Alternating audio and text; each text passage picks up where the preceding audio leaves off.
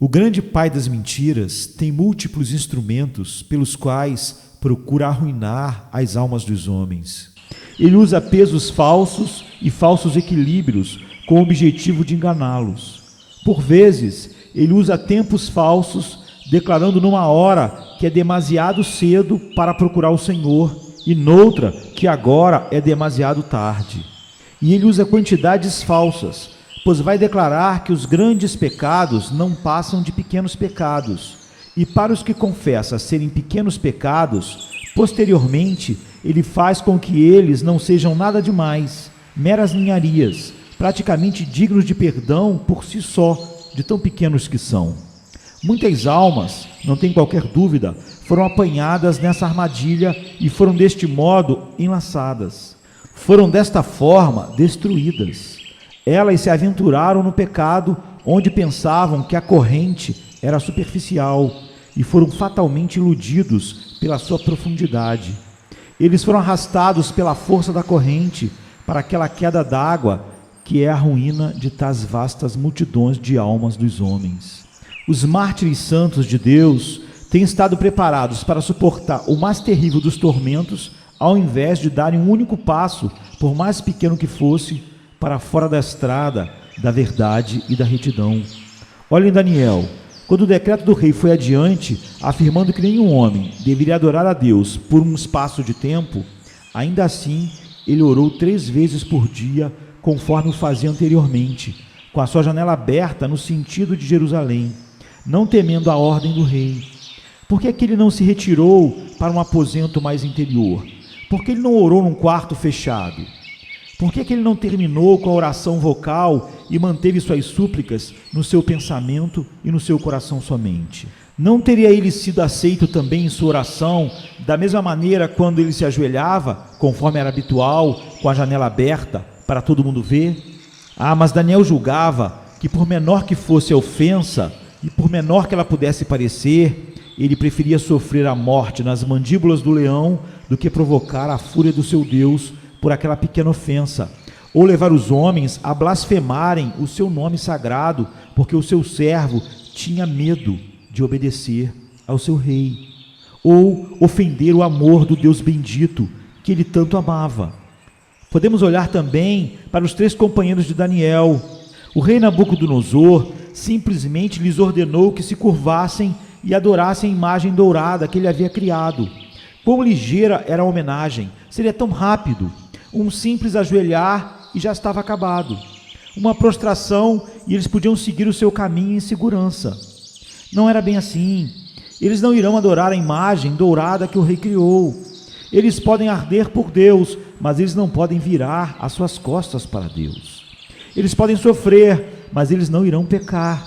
E embora todo mundo os pudesse ter desculpado com o apelo de conveniência, se eles tivessem desempenhado aquele pequeno ato de adoração de um ídolo, ainda assim eles não irão fazer. Mas ao invés disso, preferem estar expostos à fúria de uma fornalha 7 vezes aquecida do que cometer uma ofensa contra o Altíssimo. Também lemos a história de um nobre guerreiro de Cristo, Marco, bispo de Aretusa. Ele levou as pessoas a derrubarem o templo do ídolo na cidade em que presidia. E quando o imperador apóstata Juliano tomou o poder, comandou e ordenou as pessoas a reconstruírem o templo. Elas estavam obrigadas a obedecer sob pena de morte. Mas Aretusa, durante todo o tempo, ergueu sua voz contra o mal que estavam a fazer, até que a fúria do rei caiu sobre ele. Contudo, a sua vida foi-lhe oferecida na condição de que subscreveria apenas um mero meio centavo para a construção do templo, ou seja, ele doaria meio centavo para ajudar na construção do templo. Então ele poderia escapar, mas ele disse não. Ele temia Deus e não cometeria o mais pequeno dos pecados para salvar a sua vida. Eles, portanto, expuseram o seu corpo e deram-no às crianças para o picarem com facas. Depois, eles untaram-no com mel e foi exposto a vespas e picado até a morte. Mas durante todo esse tempo, o grão de incenso ele não daria. Ele poderia dar o seu corpo às vespas e morrer na mais terrível das dores, mas ele não conseguiria, não iria, não ousaria pecar contra Deus com a desculpa de que dar um centavo para a construção de um templo pagão fosse um pequeno pecado. Este é o exemplo de alguém capturado pela beleza de Deus.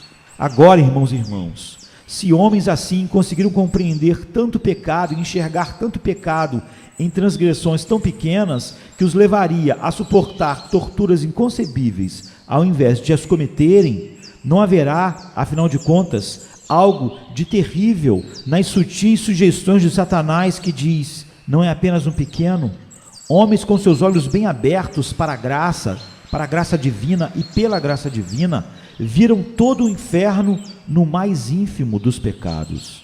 Dotados com um poder microscópico, os seus olhos viram um mundo de perversidade escondido num único ato, ou pensamento, ou imaginação de pecado.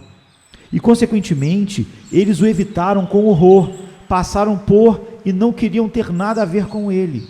Se o caminho direto para o paraíso é através das chamas, das inundações, através da própria morte, eles passariam muito mais evidentemente por todos esses tormentos do que por qualquer mínimo centímetro de desvio para trilharem um caminho mais fácil, mas cheio de erro. Digo que isso deve ajudar-nos quando Satanás nos tentar para cometermos pequenos pecados. Isso nos deve ajudar na resposta: não, Satanás. Se o povo de Deus sempre olhou pequenos pecados como algo enorme, eles sabem melhor do que tu. Tu és um enganador, eles são a verdade. Devo esquivar-me de todo pecado, mesmo que digas que é apenas um pequeno. Podemos ainda responder a Satanás com esta resposta no que diz respeito a pequenos pecados. Os pequenos pecados nos levam a grandes pecados, Satanás.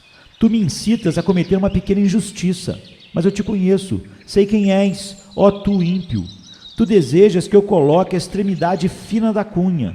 Tu sabes que assim que ela estiver inserida, tu podes levá-la para casa e dividir a minha alma em dois. Não, afasta-te. Por menor que seja a tentação, eu me recuso, pois a tua pequena tentação leva a algo maior e o teu pequeno pecado abre o caminho para algo pior. Todos nós vemos na natureza o quão facilmente podemos comprovar isto, que as pequenas coisas levam a coisas maiores. Se desejar construir uma ponte sobre um abismo, frequentemente é habitual disparar uma seta e cruzá-la com uma linha praticamente invisível. Essa linha passa sobre o abismo e com ela abre-se o caminho, vindo posteriormente uma pequena corda e após isso um cabo e após isso a suspensão oscilante da ponte que abre caminho para os milhares. Assim também é muitas vezes com Satanás. É apenas um mero pensamento que ele nos coloca na mente. Esse pensamento ostenta um desejo, esse desejo um olhar, esse olhar um toque, esse toque um ato, esse ato um hábito e esse hábito algo pior. Até o homem de princípio simples será inundado e afogado pela perversidade. As pequenas coisas, costumamos dizer, levam a algo pior, e assim sempre foi. Uma centelha largada por um viajante incauto entre a erva seca da pradaria. Não passa de uma centelha, não é apenas um pequeno? O pé de uma criança pode pisá-lo, uma gota de chuva poderia apagá-la, mas o que é que coloca toda a pradaria a arder? O que leva as ondulantes ondas de chamas a afugentarem perante elas todas as bestas do campo? O que é que consome a floresta, fechando-a nos seus inflamáveis abraços? O que é que queima a habitação do homem ou rouba ao ceifeiro a sua colheita? É essa centelha solitária, é uma centelha, a criadora das chamas, a criadora dos grandes incêndios. Assim também é com os pequenos pecados. Nos manteremos longe de Satanás. Elas são pequenas centelhas, mas o próprio fogo do inferno é apenas um crescimento delas. A centelha é a mãe do inferno e, embora seja tão pequena, eu não quero ter nada a ver com ela. Satanás começa sempre conosco, como fez com Acã. Ele mostrou a Acã, em primeiro lugar, uma formosa peça do vestuário babilônico e uma cunha em ouro. Acã olhou para elas. Não era uma coisa tão pequena de se fazer, olhar apenas. Acã tocou. Não era uma coisa tão pequena de se fazer. Que pecado tão discreto, tocar numa coisa proibida. Ele aceitou-os e levou-os para sua tenda. E eis o pior, ele os escondeu. e por fim ele teve que morrer pelo terrível crime. Ó, estejam atentos a esses pequenos inícios do pecado. Os inícios do pecado são como deixar a água sair, como um vazamento. Primeiro há um gotejar, depois um fluxo delgado, depois um filão de água, e depois, por último, uma inundação, e uma muralha é varrida diante dela. Um continente é afogado. Tenham cuidado com os pequenos inícios, pois eles levam a algo muito grande. Nunca houve um homem ainda que chegasse à forca e não confessasse que tinha começado com roubos pequenos.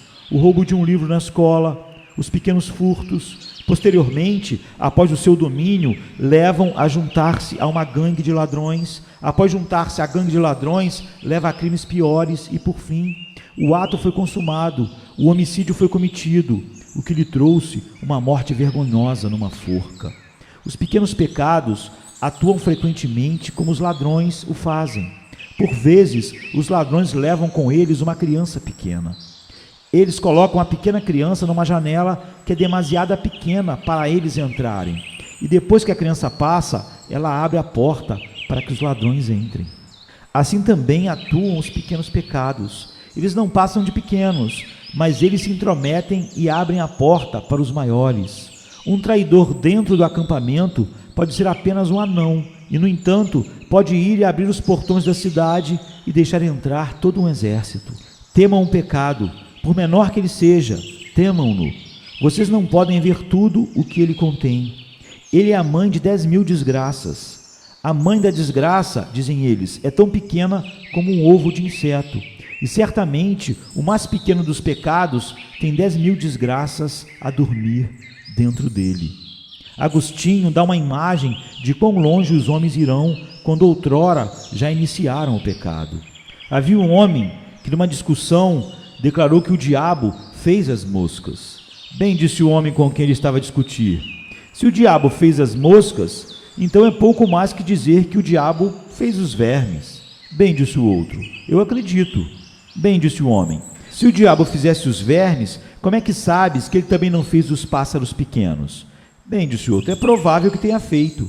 Bem, concluiu o homem com quem ele estava a discutir, mas se ele fizesse os pássaros pequenos, por que ele não podia fazer os pássaros grandes? E se ele fez os pássaros grandes, por que ele não pode ter feito o homem? E se ele fez o homem, por que ele não pode ter feito o mundo? Vem, diz Agostinho, através de uma admissão, outrora permitindo que o diabo tenha sido considerado o criador de uma mosca, o homem passou a crer que o diabo foi o criador de todas as coisas. Basta colocar um pequeno erro nas vossas mentes, uma pequena heresia na igreja, colocar uma pequena maldade nos vossos pensamentos, cometer um pequeno ato de pecado na vossa vida, permitir que essas coisas sejam embaladas e acariciadas, favorecidas, mimadas e tratadas com respeito, e vocês não conseguem dizer até que ponto elas podem crescer. Elas são pequenas na sua infância, elas serão gigantes quando tiverem atingido todo o seu crescimento. Vocês mal sabem o quão perto a vossa alma pode estar da destruição quando caprichosamente se satisfazem com o mais pequeno ato de pecado. Mas os pequenos pecados se multiplicam muito rapidamente. Como todas as outras pequenas coisas, há um maravilhoso poder de multiplicação nos pequenos pecados. Podemos dizer que o homicídio é um dos maiores pecados, mas não vemos seu poder de multiplicação como vemos nos pequenos pecados. Quanto menor a culpa, mais frequente ela passa a continuar a existindo. Pois o elefante tem apenas uma pequena cria e se multiplica lentamente, mas o afídeo tem milhares de crias que nascem dele no espaço de 1 hora. Assim também é com os pequenos pecados. Eles se multiplicam rapidamente, para além de todo pensamento. Um se transforma na mãe de múltiplos. E marquem estas palavras: os pequenos pecados são tão poderosos para a desgraça na sua multiplicidade, tal como se fossem pecados muito maiores. Já alguma vez ouviram falar da história dos gafanhotos quando eles varrem uma terra? Ontem eu estava lendo sobre um missionário que chamou todas as pessoas quando ouviu dizer que os gafanhotos estavam a chegar ao vale. E acendendo enormes fogueiras, eles esperaram afastar a corrente viva. Os gafanhotos não passavam de seres pequenos, mas parecia como se todas as fogueiras juntas tivessem sido abafadas, Eles marchavam sobre os corpos mortos e queimados dos seus camaradas e continuavam como uma nuvem corrente viva. Antes deles, tudo era verde, como o jardim do Éden. Atrás deles, tudo ficou seco e deserto.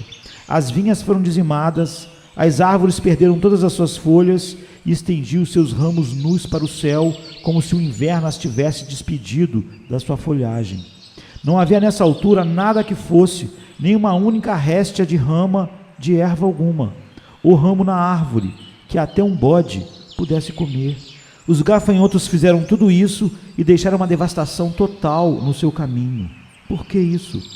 O gafanhoto é apenas uma coisa pequena, sim, mas no seu número, quão poderosos eles ficam. Temam então um pequeno pecado, pois ele irá certamente se multiplicar. Não é um, são muitos desses pequenos pecados. A praga de piolhos, ou a praga das moscas no Egito, foi talvez a mais terrível que os egípcios alguma vez sentiram. Tenham cuidado com esses pequenos pecados insetos que podem ser a vossa destruição. Certamente, se vocês forem levados a senti-los e a suspirarem perante eles e a orar a Deus para se libertarem deles, pode ser dito que em vossa preservação está o dedo de Deus. Mas deixem esses pecados em paz, deixem-nos aumentar e multiplicar, e a vossa miséria está perto de vos apanhar. Não ouço então a voz maléfica de Satanás quando ele clama: não é apenas um pequeno? Durante alguns anos atrás, não havia um único cardo em toda a Austrália. Um escocês que muito admirava cardos, muito mais do que eu, pensou que era uma pena que uma ilha tão grande como a Austrália não tivesse esse maravilhoso e glorioso símbolo da sua grande nação. Ele, portanto, recolheu um pacote de sementes de cardo e enviou-as para um dos seus amigos na Austrália. Bem, quando eles aterraram, os oficiais devem ter dito: deixe-nos entrar, não é apenas um pequeno. Aqui está apenas um punhado de sementes de cardo. Deixe-nos entrar. Serão apenas cultivadas num jardim e nada mais. O escocês irá cultivá-las no seu jardim.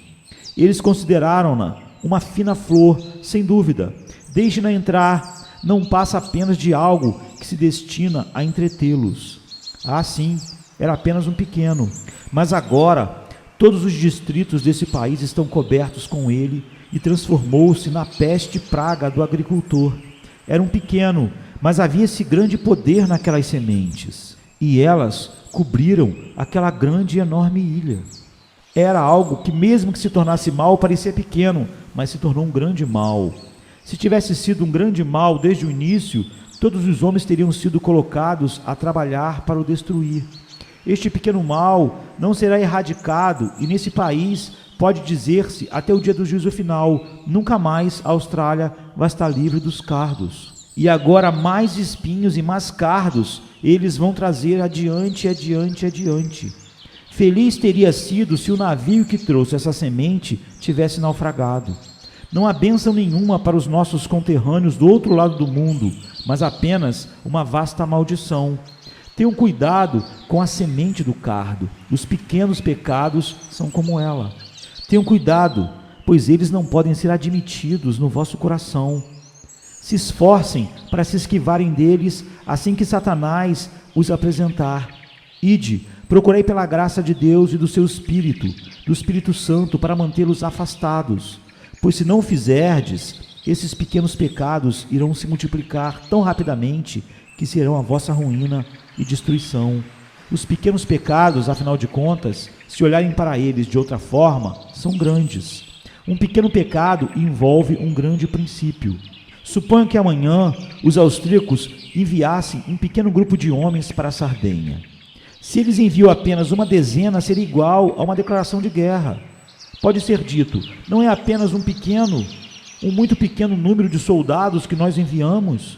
Sim, teria sido respondido, mas é o princípio da coisa. Vocês não podem ter permissão de passar impunes ao ponto de enviarem um grupo pequeno de soldados para além das vossas fronteiras. A guerra deve ser proclamada, porque vocês violaram a fronteira e invadiram o território. Não é necessário enviar 100.000 tropas para um país para quebrar um tratado. É verdade que a brecha do tratado pode parecer pequena, mas se a mais pequena das brechas for permitida, o princípio se perde. Há muito mais no princípio do que os homens conseguem imaginar. Num pecado contra Deus, não é tanto para a coisa em si, mas para o princípio da coisa que Deus olha. E o princípio da obediência é tão quebrado, tão desonrado por um pequeno pecado como é por um grande. Ó homem, o Criador te fez para que tu lhe obedeças e lhe glorifiques em tudo e goze dele para sempre. Tu quebras a sua santa lei, tu dizes que não passa de uma pequena brecha, ainda assim é uma brecha. A lei é quebrada, tu és desobediente, a sua ira cai sobre ti. O princípio da obediência está comprometido na tua menor transgressão e, portanto, ela é grande. Além do mais, não sei se as coisas às quais os cristãos chamam de pequenos pecados são, afinal de contas, maiores que aquilo a que eles chamam de grandes pecados em alguns dos seus aspectos. Muitas vezes, aquilo que é pequeno nos mostra uma ofensa maior do que aquilo que nós diríamos ser grande. Se você tivesse um amigo a lhe causar um desgosto para desfrutar de 10.000 libras, vocês talvez diriam: bem, ele tinha uma tentação muito grande.